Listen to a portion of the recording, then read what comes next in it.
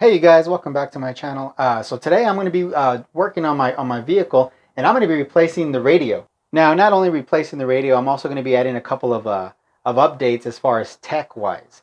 Now, I'm not going with anything fancy. I'm kind of going something that you probably would normally see if you ever Googled or searched W211 aftermarket radio. Now, I could have went with the other options, Kenwood, Alpine, and all those other brands. But I'm not an audio tech geek, and I'm not too looking forward into replacing the amp and running RCAs and doing a bunch of add-ons yet.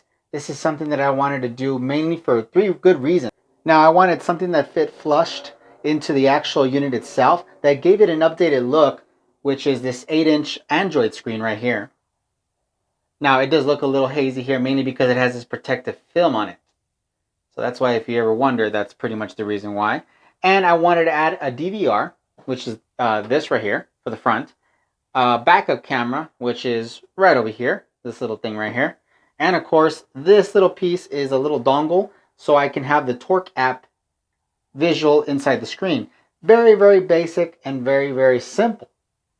Now, the second reason why I wanted to do this, not only just for the updated tech, I wanted to retain the hardened Karman system, so I'll be using the fiber optic decoder box, which is this right here. This will retain my hardened Karman system using the fiber optic system that's already ran to the back with to the factory amp. That's going to be retained, and that's going to be situated. Plus, the steering wheel controls will be active with this as well, and some other factory features will be retained, which is why I wanted to do it. So basically, I don't have to do anything afterwards. The only thing that I'm going to have to do in additional, as far as work-wise, is just running wire and running my wire for my my backup camera. And I already have a good mounting spot for this, so I'm actually looking forward to this. And for the third reason, it's pretty simple. I wanted to try this out and share it with you guys. That's the last and final reason. Now, I'm pretty sure you guys have seen this unit before. There's other similar units that have a factory style with all the buttons on the side. I wanted to do away with that completely and do a touchscreen. Now, the difference between this one and the other variants you may see is the tech built into the actual unit itself. Now, for the tech on this unit right here, this one's a little bit more advanced than some of the other units that are available. You want to pay attention to the specs on the internal components that are built into this radio, because it makes a huge difference. So, for example, this one right here has the Android 10.0, so it's the most up-to-date Android for this model. Not only that, it has a 4GB RAM, 64GB ROM, and an octa-core A53, so it's a little bit more faster, more fluent, and more responsive than some of the other units that are available and that you see that are cheaper. This one's actually priced really good, obviously with an 8-inch Android touchscreen. Pretty much all the buttons, everything's all flushed, everything looks clean and uniformed, and that's pretty much what I was going for. I wasn't trying to go too far as technological wise, which is why I went with this kind of, low cost setup. Now, for the components, they're actually pretty good. For the back of the unit, it's really slim. There's no CD in this one, so that's a given. As far as that, it has the GPS, 4 USB slots, pretty much all the basic features you would have in most vehicles. You can add optional features to it, like I did. I'm pretty much going to go with the DVR. Now, this is kind of a bulky unit, but it's going to fit pretty good. I already have the micro storage memory here, and it functions as this, so you can actually have a pivot to it. So depending on where you mount it on your center column on the upper part, it's going to fit pretty well. It's going to look pretty good. I'm not too fond of this chrome, but I can make do with it. It's going to be hidden behind the rear view mirror, so you won't really see it. Obviously, this is going to give me options to view Torque app on here, so I can just have some basic parameters. It'll look cool, yeah, but it's mainly so I can keep an eye on the IATs, and some other little things that I can have just for a visual display, which is what I have this. And if I ever get a check engine light, I can do a quick readout if I don't have my scanner handy. That's just an option. One thing that this car does lack in tech is a backup camera. This is a pretty good night vision backup camera. It's very slim, very small. Now, of course, with the other additives that are going to be coming with this unit, is obviously Bluetooth, which my vehicle does not have. I had to use an adapter Bluetooth dongle into my auxiliary port. So this is going to give me that Bluetooth feature as far as mirror screening, so I can mirror my phone if I want to watch movies directly on here. Or not that I would watch movies, but I could mirror my phone, so if ever getting messages or displays, I can have access and control it through here, which is going to be pretty neat. So whatever I want to display, it has the mirroring feature as well. Can support up to 2K, which is pretty good for, you know, for a very $300 radio. So it's not too bad, honestly. I do like the design and concept. It's very clean, very subtle, and everything is going to fit nicely. And it will update and modernize the E55 relatively well. Now, of course, this is one of the many upgrades that I'm going to be doing on Panzer, and one of the many more videos that are going to be coming up are going to be another steering wheel from Rue Carbon, and not just any standard W211 steering wheel. This is going to go above and beyond. I'm pretty sure some of you have seen this. If not, it's going to be pretty interesting. Again, it's a little bit wild, but you know, I'm going for more of a show aesthetics, so you will. So hopefully you guys will like it. That's going to be in the next video. As far as some other items, I'll give you a quick of a little sneak peek down here. Yes.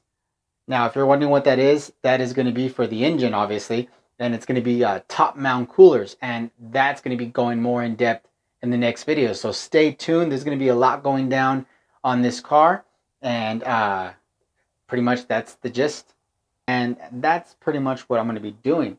Now, there's not many instructions or detailed instructions on how to put this on. It comes with a lot of harnesses, a lot of hardware, a lot of items additional with this unit. It's not just what you see here. There's a whole box of it with multiple harnesses. I'm just going to go and show you what I did for my 05, and if you guys want to follow suit, by all means, go ahead and do so. I'll be sharing all this equipment that's here is going to be in the description below. So if you want to acquire it for your update, by all means, go for it. It's there, and let's get to it. Now, go ahead and forgive the mess, because obviously it's in shambles. I have a lot of parts and wires and stuff. Pretty much all the components back from the AC controls, yada yada yada. I'm going to be putting the trim pieces back, which I have right behind me, and going to be installing this Extron radio. Now, this system is the fully equipped variant. There is a bunch of variants of these floating around eBay, Amazon, other stores, other parts stores that they do sell these radios, because they're relatively low cost and they do really well on the properly equipped ones. Now, what I mean by properly equipped is pretty much what I mentioned earlier: the 64 gigabyte ROM and 4 gigabyte RAM, the processor that it has, the capacitive touchscreen, and a bunch of other internal features that allow this unit to flourish. Now, we're all used to our smartphones now. Of course, this is nothing close to a smartphone, but it can mirror link from a smartphone, whether you have Android or Apple, and it works really, really well. I was, as you can tell, I already kind of have it jimmy rigged just to do a couple of tests and to make sure everything is functioning as it should, and it does. This model in particular pushes the factory setup relatively well. Obviously, I think I would like to say a good 28% more than what the stock setup is. So the speakers are a little bit louder, so be very careful. Remember, these are stock factory original speakers. You don't want to blow them out. So moderate your gain and your EQ accordingly, so it's not pushing it when you max out the radio. And on your phone too, keep that in mind, just so you guys don't blow your equipment. With that being said, it's relatively simple to install as far as to get it hooked up. I'm going to pretty much go over it with you guys. I know this is a mess, so let's go ahead and start it up real quick. I'm just going to start it up just so you can see more or less that it is functioning.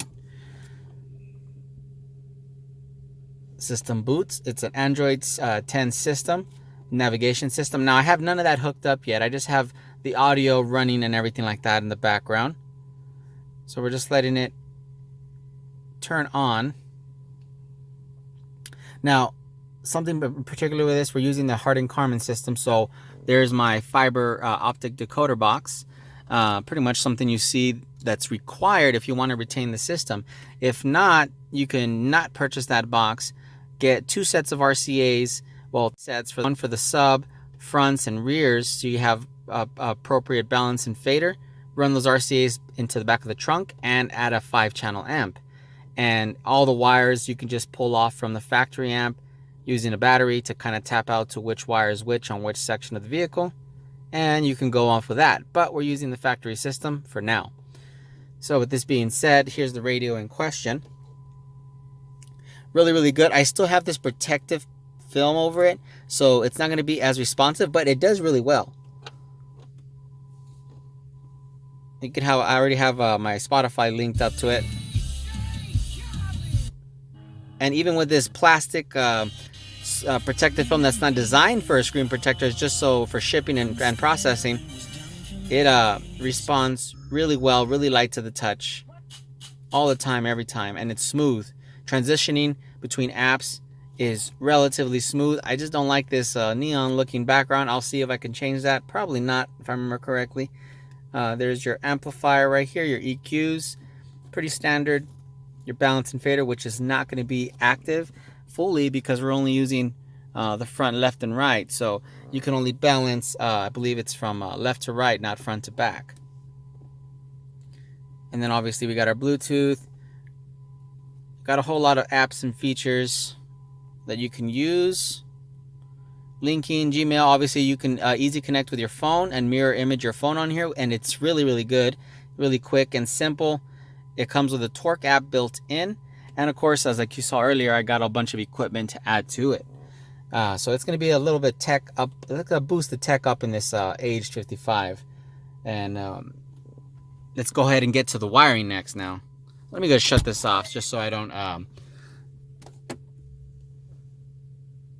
I went ahead and shut it off just so I don't go ahead and tap anything, because everything's kind of exposed. So up here, you're going to have your factory harness. If you notice, the optic cable is removed. The optic was removed and placed into here. It's pretty simple to remove. There's a little tab up here. You got to push it up and you can pull the cable out. Be very careful not to bend these orange wires because they are optical. And then, oh, I already took off that. They are optical, so they can break if you bend them. So you've got to be very careful with those. And obviously right down over here, this is not how I'm going to have it set it up. This would kill me if I just did it like this. But this right here is your cigarette lighter harness, the one that connects to the lower compartment down here. As you can see, I have my grounds and I have my powers all in one. So it's pulling from here for remote access. I am not going to use, and I don't recommend using this one, because even though the radio looks like it's off, it's not completely off. It will still stay on, and it will slowly drain your battery. So do not use this harness. Just put it away, tuck it away, forget about it. You know what I mean? Other than that, the only downside to this, which I'm already finding out, is I have the Hardin Carmen with a 6 CD changer, and so it has 2 fiber optic cords. The CD changer, which is right here on the side, has to be connected, sadly. So what I mean by connected, it has to have its power harness and the optic cable harness for it to function, because it could run and make a continuous circuit. Yeah, that's the only downside to this. Other than that, hooking this up is relatively simple. And thank God for this radio being so slim and having not a CD changer hooked up, I can actually tuck in that 6 CD changer back over here, away from everything. So that's actually going to be pretty neat. It's kind of wish I didn't have to, but I have to. Now, with that being said, this is very, very tricky. I don't have an appropriate mount for my car here. Now, I know this looks like a lot, but bear with me. So right here you have your decoder. This is what you buy. It's only going to come with this box, this harness, a power and a ground, and then RCAs. That's it. The RCAs, which are your right and left. Oh my God, camera. Your RCAs are auxiliary in, left, and right. They are going to go into, obviously there's English here, front left out and front right out. The rest you can just cap off and put to the side if you're doing this setup. If you're keeping the factory system, that's pretty much it.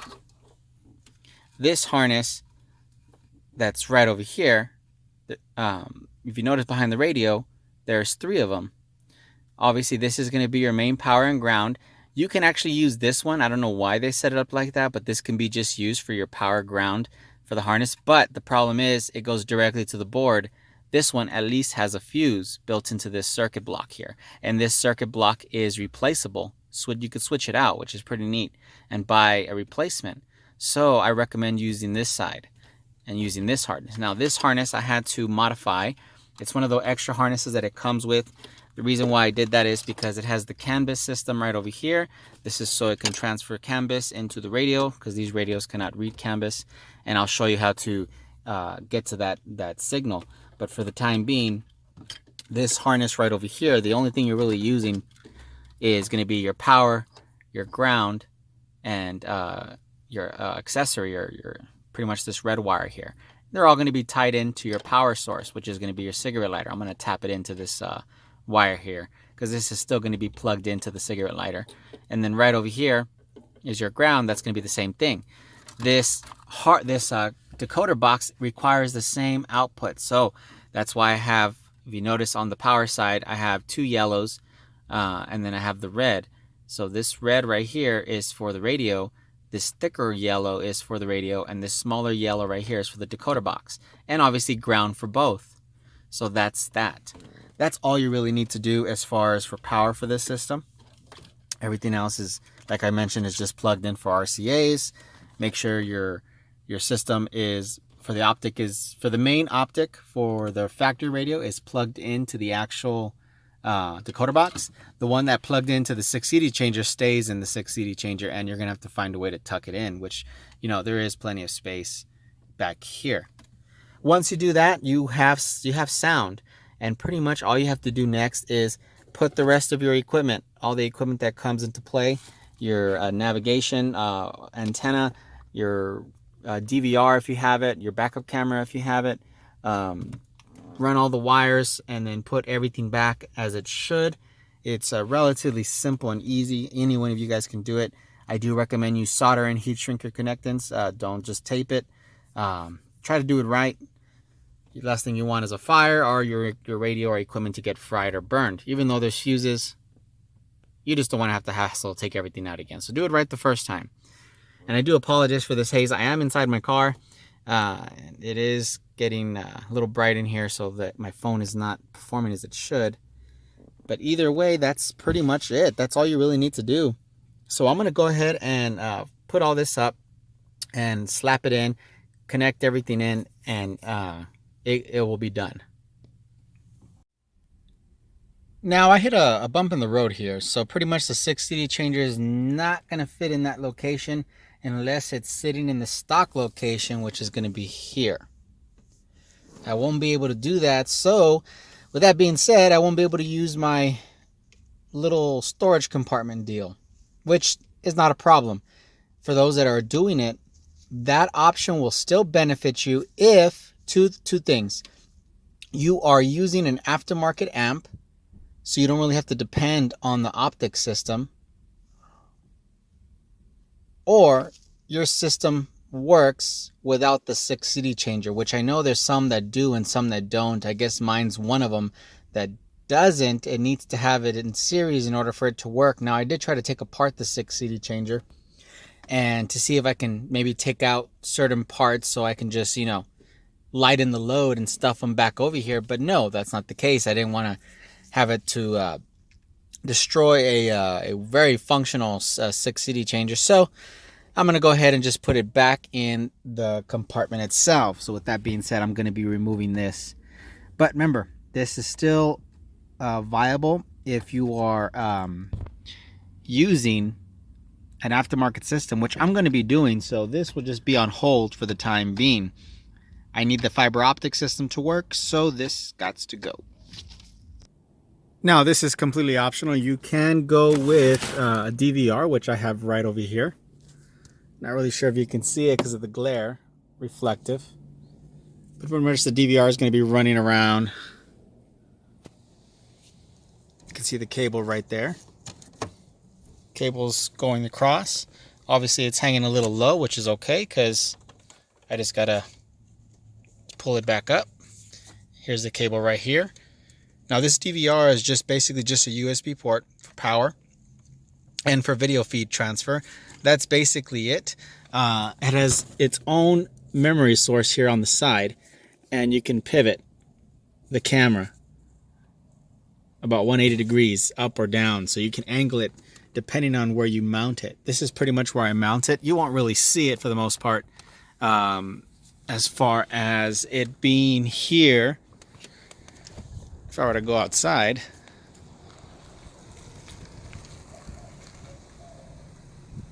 now pretty much I have that already set up, and on this side I have my reverse camera, which I'm running on the driver's side. I'm going to begin running it along the driver's side pillars on the lower trim down over here, all the way across to the back, and then we'll go ahead and see where we're going to mount the camera. Now the camera itself is going to be mounted, and it's going to be right here. This is the location for it. I already have a hole drilled right here for the cable, so I can run it through.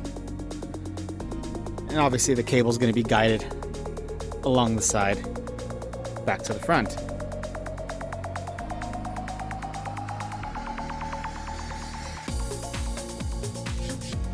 Now for the canvas, it's relatively simple. If you want your controls to work with your steering wheel, or pretty much get other form of a canvas signal to this radio, it's pretty simple. Obviously having your canvas box with this radio that it comes with, it's going to come with this harness, this extension. This extension is going to run underneath the glove box. Let me go ahead and show you real quick. Now it's pretty much going to be on this panel right here. Now the cool thing about this, it doesn't really matter which one you plug it into. Any one of these open ports is an open canvas to pull signal. So either way, it's going to work. It doesn't matter which one you use. And you could also add other items to the car. It's pretty much just open ports that are pretty much not optioned on this vehicle. So with that being said, I just plugged it into this port and I was able to get signal. And that's pretty much it. Now, last but not least, I mentioned steering wheel controls. If you go into the actual cluster to where you have your video or audio, you're going to see BT. That's because the canvas is registering with the radio. And if you go through here, watch the radio and watch the button sequences.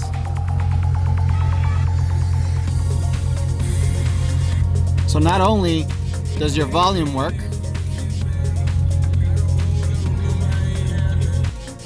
so that's actually pretty neat. Now I can go more in depth with this, but I'm not going to, because it's pretty self-explanatory. You pretty much have a lot of features you can upload, add to the system itself, connect your phone. You can actually mirror your phone to this radio as well. And as you can see, it's even with this glove and with that plastic shipping cover, it still registers really good and very smoothly. So you won't have issues with it not registering your finger. And then these are pretty much just like a phone, and you can just move them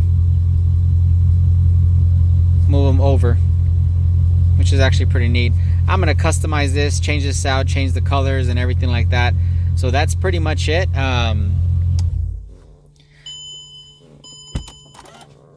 There's not much else to go over as far as what I originally have right now.